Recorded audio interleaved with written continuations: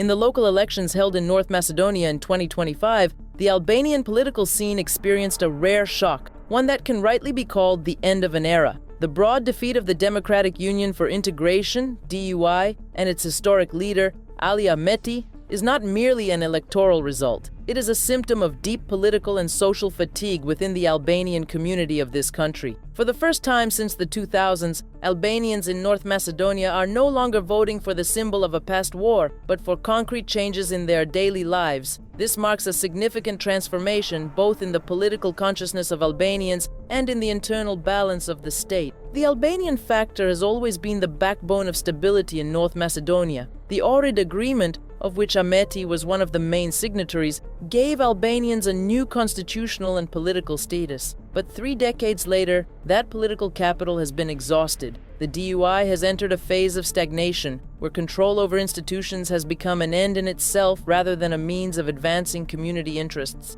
On the local level, Albanian citizens no longer see tangible benefits from Ahmeti's governance. Broken roads, decaying water systems, lack of transparency, and party clientelism that has turned municipalities into fortresses of nepotism. This reality has created a silent revolt which at the ballot box translated into rejection. The 2025 elections also marked another turning point, the complete fragmentation of the Albanian political camp. Instead of a unified bloc, Albanians went to the polls divided among several parties: the Democratic Movement, Alternativa, the Besa Movement, the New European Party, and other local groups aiming to topple the green monopoly. Although this division weakens the Albanians' bargaining power at the state level, it also shows political evolution. The Albanian voter is no longer hostage to a flag or a historic figure. He demands governance, services, meritocracy, and an end to the corruption that has consumed every layer of the DUI. Ahmeti's slogan, "We are the state," turned into a boomerang,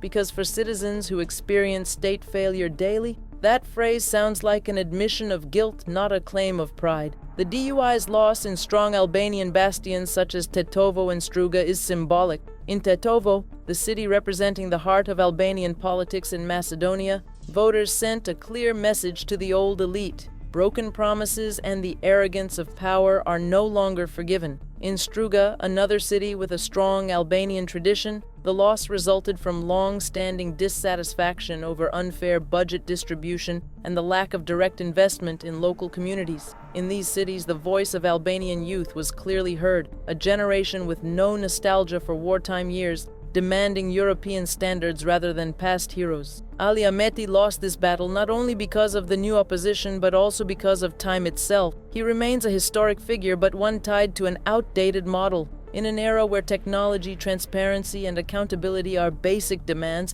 the DUI remains a party built on closed hierarchies, personal loyalty, and not merit. This model cannot survive in a rapidly modernizing society that looks beyond its borders. Today, Albanians of North Macedonia make up a large, educated diaspora with new political standards. They influence public opinion, finances, and internal perceptions of power. This diaspora no longer accepts the rhetoric of the 2000s, and it has now expressed that change through the vote. The fall of the DUI carries direct consequences for the political balance of North Macedonia. The partnership with the Macedonian SDSM has been shaken to its core. If Albanians fail to maintain strategic unity, their negotiating position in the central government will weaken. On the other hand, Macedonian parties already see an opportunity to exploit this vacuum to reshape the ethnic agreement framework, something that could negatively affect further progress on the Ohrid Agreement. This loss could also become the starting point for a healthy revitalization of Albanian politics in the country. If new parties and intellectuals manage to build a genuine, clean alternative with a modern European vision,